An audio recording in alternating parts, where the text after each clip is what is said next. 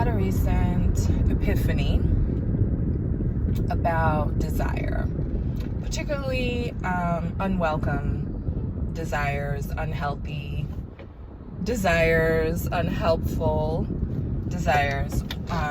When you want to do something or say something and you know it's not a good idea, you know it's going to cause some hurt or harm to yourself or others that you care for. So I'm thinking of, let's say somebody really pisses you off, you're super angry, and you just want to tell them off real good, head to toe, but it would do some permanent damage, right? To maybe a relationship that you need or that you care about. Or let's say you're lusting after someone and they're not available for whatever reason, emotionally unavailable, they're already in a relationship, whatever. And so, it's a dead end, it's not a good idea, maybe it would go against your morals. Or, I don't know, maybe you're having some really deep food cravings, you just want to eat like half of a chocolate cake or something, but that's not going to help you meet your health goals. So what do you do but you really want it, right? And I'm not talking about your, every day, like, oh, I wish I could have that cupcake in the break room. No, I mean like some deep-seated longing, like something that maybe you're struggling with for a period of days or weeks or months, right? What I have discovered is that you do not escape those desires by denying them, ignoring them, suppressing them, trying to deny their importance or validity, trying to talk yourself out of them. None of those tactics work. Willpower will only last so long, so you likely will eventually give in. But even if you don't give in, you are going to suffer, like really, really struggle and suffer emotionally.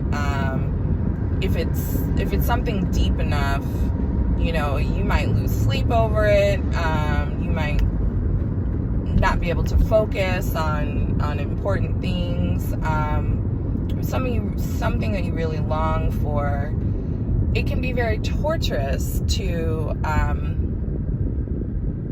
not fully acknowledge those desires. And so what I have found is the only way out is through. And what I mean by that is to allow yourself to fully feel that desire, to almost meditate on it and fully acknowledge that you want what you want, and to examine what it is about this thing, this person, this experience that you are craving. What is it that you think you will get out of it? What is the pleasure? What is the payoff? What is the lack of wholeness within you that you think is going to be fulfilled by giving in to this desire? Is there some benefit that you're seeking through this thing, this person, this experience? But you can't even get to that until you really feel it and allow yourself to acknowledge, even revel in the desire. I'm not saying to go out there and do things that are unwise or harmful. I am saying to fully acknowledge when you want to do those things. And there are ways of doing this. I know There have been times where I have prayed, with tears in my eyes, say, oh, I really want this. Please, show me a way of escape. That for, the Christians, Bible readers out there, you will understand that reference. But to be honest about it, in prayer, be really, really, because what are you hiding? If the Creator truly is omnipresent and omniscient, then the Creator already knows what your desires are, right? And so fully confess those and acknowledge those. But if you're not on that path, you can meditate your way through this again and really perhaps visualize and go through the 5 senses of what this experience would be like, and then move yourself into that space of, okay, but what is this really about? What is this desire really about?